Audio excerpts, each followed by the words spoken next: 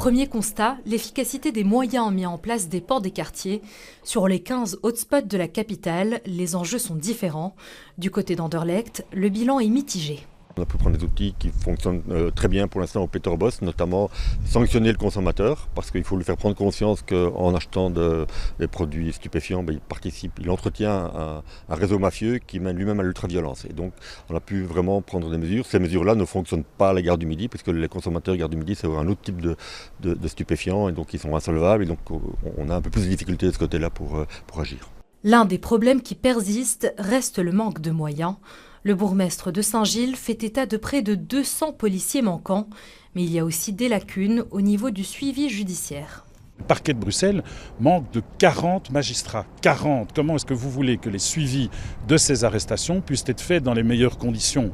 Donc il faut, parce que derrière l'arrestation que tout le monde voit, on ne voit pas tous les dossiers administratifs et toutes les procédures judiciaires qui doivent être entamées derrière ces arrestations pour que ça aboutisse concrètement. Et en plus du deal de rue, un autre axe de priorité se dessine, celui de la détention d'armes. Ce qui marque le plus la population, ce sont ces incidents de tir, ces fusillades, et donc c'est clair que c'est en général le signe que deux mafias, que deux gangs essayent de récupérer un morceau de territoire, et donc il faut vraiment qu'on identifie la détention d'armes et qu'on lutte aussi, à côté de deal de rue, contre la détention des armes.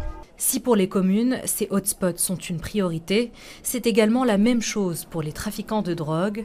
Ces territoires représentent pour eux des bénéfices qui se chiffrent à plusieurs centaines de milliers d'euros. Je ne suis absolument pas dans un discours triomphal parce que c'est un phénomène incessant, systématique, avec des gens qui gagnent beaucoup d'argent, qui sont alimentés, comme je le dis, avec des mafias et des organisations criminelles. Donc malheureusement, ils trouvent des remplaçants assez vite. Et donc c'est vraiment une politique systématique de harcèlement judiciaire et policier pour assurer la sécurité de nos concitoyens. Pour cela, les communes appuient sur une meilleure coopération avec le fédéral.